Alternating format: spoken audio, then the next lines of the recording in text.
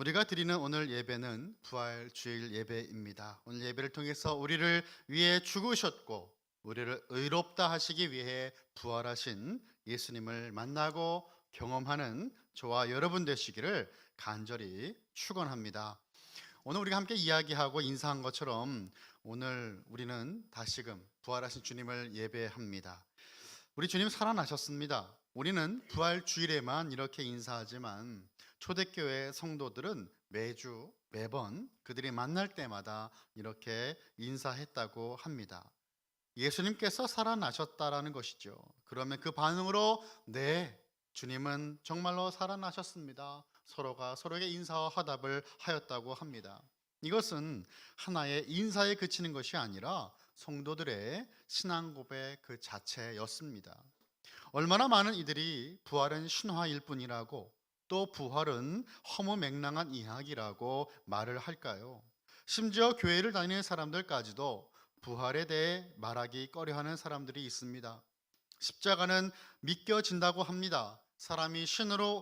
신이 사람으로 오셨으니까 죽을 수도 있다라고 생각해요. 그런데 그 신이 다시 살아나셨다라는 것은 믿기 어렵다라는 것입니다. 우리는 복음을 들어왔고 복음을 믿고 있습니다. 여러분, 이 복음이 무엇입니까? 예수님의 십자가의 죽음 그리고 동시에 예수님의 부활을 뜻하는 거예요. 만약 예수님의 죽음만을 복음이라고 생각한다면 그것은 반쪽짜리 복음일 것입니다. 사도 바울을 비롯한 신약의 저자들은 복음을 이야기하고 말씀할 때마다 십자가만을 이야기하지 않습니다. 늘 십자가 죽음과 부활을 강조하고 증거하였습니다. 오늘은 부활이 의미하는 바를 먼저 여러분과 살펴보고 그리고 부활의 증거들을 말씀을 통해 살펴보길 원합니다. 예수님은 복음서에서 인자라는 말씀을 자주 사용하셨어요. 사람의 아들이라고 하는 의미이지만 이 단어가 다니엘서 7장 13절부터 14절까지에 쓰이는 것은 바로 그 메시아를 의미하고 뜻하는 단어였습니다. 인자라고 하는 그 말씀을 의도적으로 사용하신 예수님은 바로 예수님 본인이 하나님의 아들이시고 그리스도이시다라고 하는 사실을 증거하시는 거예요. 또한 요한복음 10장 30절의 말씀 보면 예수님 이렇게 말씀하셨어요. 나와 아버지는 하나다라고 말씀을 하십니다. 본질상 하나라고 하는 뜻입니다. 이 말을 듣고 있던 무리들은 예수님을 죽이려고 합니다. 신성 모독으로 여겼기 때문이에요. 유대인들은 하나님의 이름조차 너무 거룩해서 그들은 말할 수 없었어요. 그 모든 스펠링을 다 기록할 수 없었어요. 우리가 사용하는 여호와라든지 야훼라고 하는 표현도 사실은 정확한 표현이 아니에요. 영어로 하면 스펠링으로 YHWH라고 그 의미로 기록한 것을 우리가 여호와라든지 아니면은 야훼라고 읽는 겁니다. 그런데 하나님과 자신이 하나라고 말을 하는 사람들을 본다면 이들이 느낄 충격은 사실 엄청났을 것입니다. 예수님이 정말 신성 모독을 하며 이상한 말을 한 것이든지 아니면 정말 그분이 하나님이신 것이죠. 내가 신이라고 주장하는 것은 누구나 다 할 수 있습니다. 제가 얼마 전에 또 기사 봤는데 한국에만 자신이 하나님이라고 주장하는 사람이 20명이고요. 예수님이라고 주장하는 사람이 50명 가까이 된다고 합니다. 한국에만이에요. 한국에만 70명이 본인이 예수님이고 하나님이라고 주장하는 것입니다. 자신이 하나님이고 예수님이라고 주장할 수 있겠지만 제 진짜 문제는 그 주장을 뒷받침할 만한 근거가 있냐라고 하는 것이에요. 마태복음 17장 22절부터 23절의 말씀 보니까 이렇게 말씀되어 있습니다. 갈릴리에 모일 때에 예수께서 제자들에게 이르시되 인자가 장차 사람들의 손에 넘겨져 죽임을 당하고 제3일에 살아나리라 하시니 제자들이 매우 근심하더라 라고 말씀합니다. 예수님은 또한 죽임을 당하실 것과 3일 뒤에 살아나실 것을 예언하셨어요. 만약 예수님께서 하신 말씀들이 증명된다면 예수님이 자기 자신에 대해 증거하신 말씀들도 사실일 것입니다. 오늘 본문인 마태복음은 예수님이 어떻게 죽은 자 가운데서 부활하셨는가에 대한 기록뿐만 아니라 그분의 부활이 어떻게 발견되어졌는가에 대한 기록입니다. 예수님의 부활 사건은 여러 가지를 우리에게 말씀하는 사건인데 가장 근본적인 것은 하나님께서 예수님이 옳았다라고 선포하시는 것이 부활이었습니다.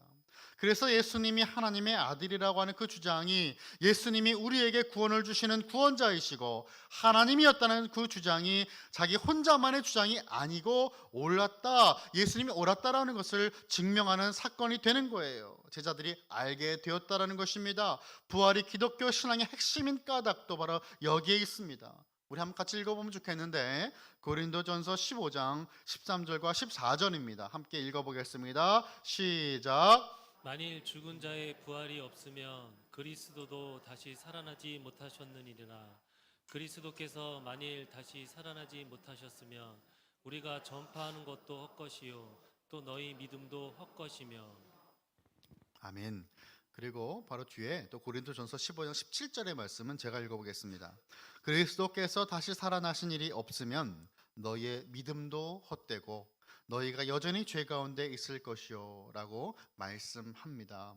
부활이 거짓이면 기독교도 허위와 거짓이 되는 것입니다. 그러나 부활이 사실이면 세상의 어느 종교가 뭐라고 가르치든 예수님은 하나님의 유일한 아들이시고 유일한 구원의 길입니다. 이 사실이 모든 것을 바꿔 놓는 것입니다.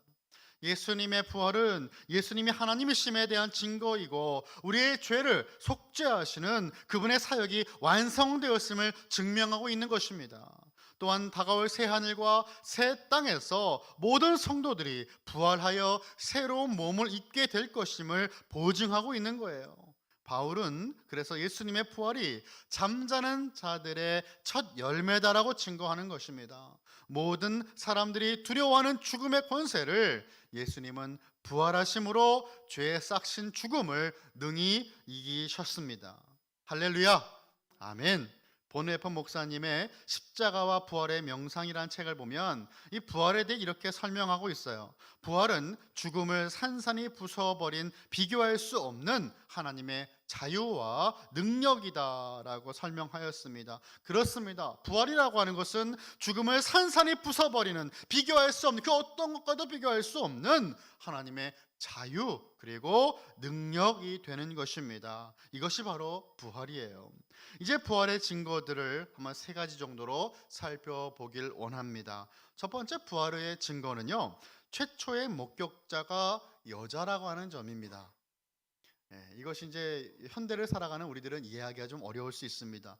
여성들이 최초의 목격자인데 이것이 어떻게 부활의 증거가 될 것이냐 한번 나눠볼게요.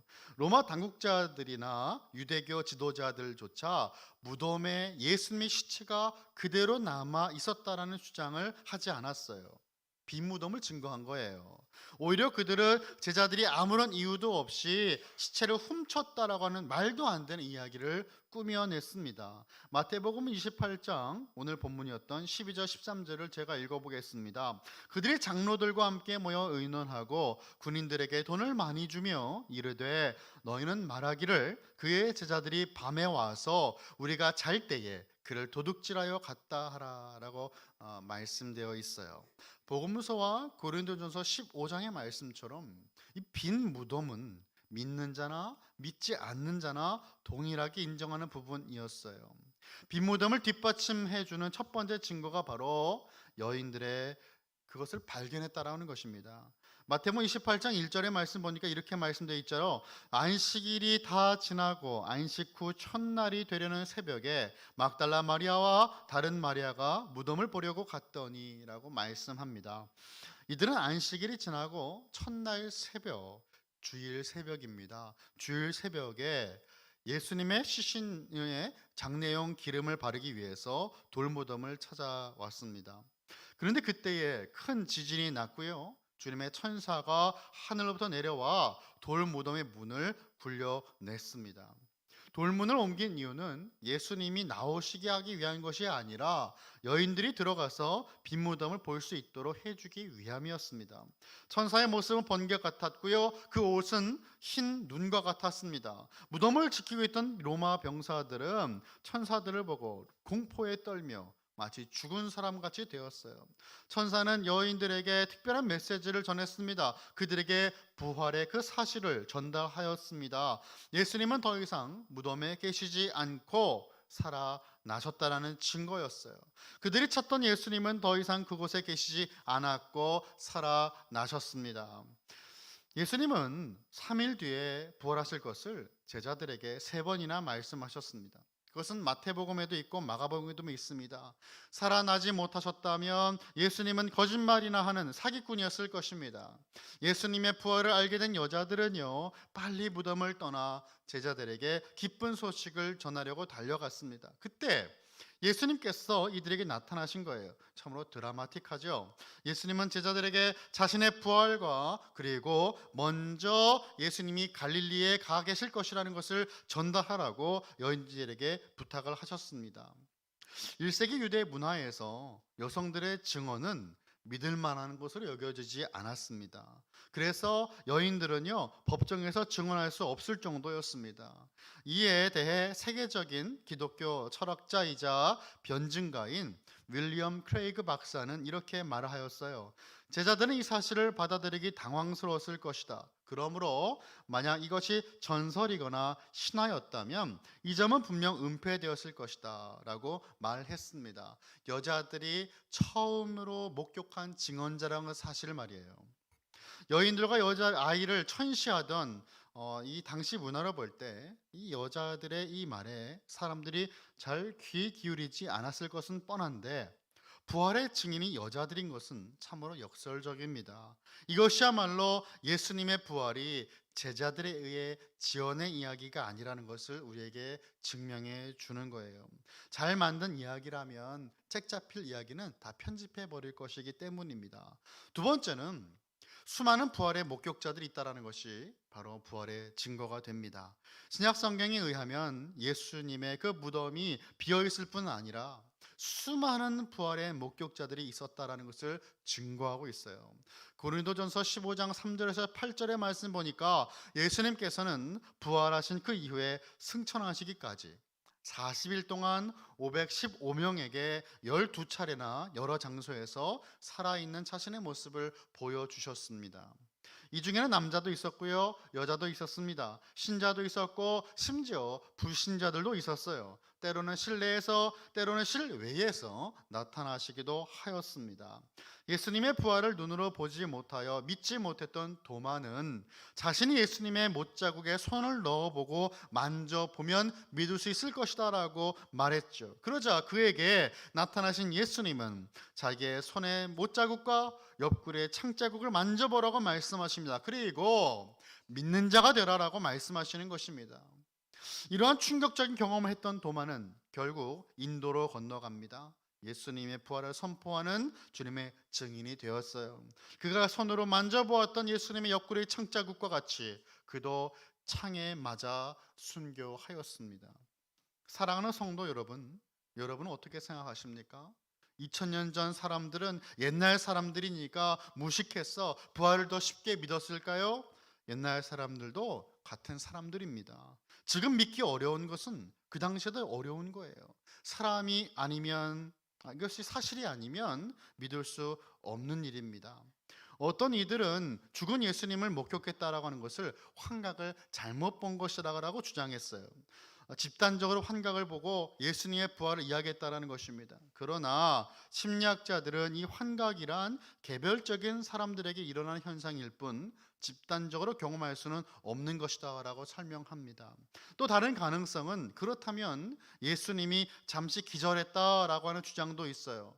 죽지 않으셨다면 여러분 십자가 사건 뒤에 사람들이 예수님을 목격할 수 있을 것이다라고 주장하는 겁니다. 그런데 성경의 말씀을 보면요, 십자가에 달리신 예수님은 누가 봐도 정말 죽으셨어요.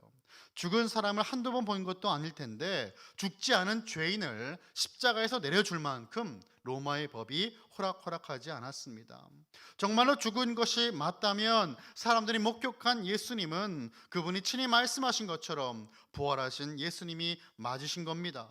예수님의 부활은 실제로 일어난 사건이고 신앙의 근거이며 당시 성도들의 상상력을 동원해 만들어낸 신화가 아니라고 하는 것이에요. 크레이그 박사는 또한 부활에 이렇게 설명하였습니다. 예수님의 무덤이 있던 장소는 그리스도인과 유대인 모두에게 알려져 있었다. 그러므로 만약 무덤이 비어 있지 않았다면 예수님께서 공개적으로 처형되고 매장되었던 바로 그 도시에서 그분의 부활에 대한 믿음에 기초한 신앙 운동이 나타날 수 없었을 것이다.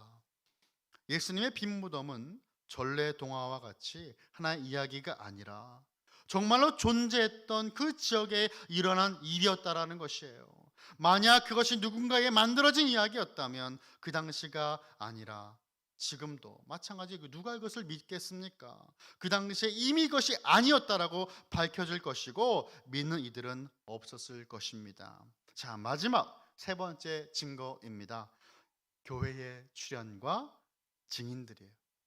예수님의 부활은 교회가 교회로 세워지게 하였고 수많은 증인들이 지금까지 있게 하였습니다. 미국 남가주 바이올라 대학에서 기독교 철학을 가르치는 제임스 모어랜드 교수는요, 이렇게 말을 합니다. 예수님의 부활과 같은 극적인 사건이 있었기 때문에 1세기 유대인들이 토요일 예배를 일요일 주일 예배로 전환을 하고 죄를 용서받기 위해 동물을 희생시키는 제사 제도와 하나님 앞에서 의로움을 주장하기 위해 모세의 율법을 고수한 것을 포기하고 삼위일체의 관념, 개념을 받아들일 수 있었을 것이다. 정말로 당시 이러한 변화를 선택한 사람들은 유대교 신학에 따라 사회적으로 추방을 당할 수 있는 그 위험을 감수해야만 되었습니다. 그렇다면 추방을 당할 위협까지도 무릅쓰고 어떻게 예수님을 믿고 따를 수 있었을까요? 모어랜드 교수는 이 질문의 답이 부활에 있다라고 설명을 합니다.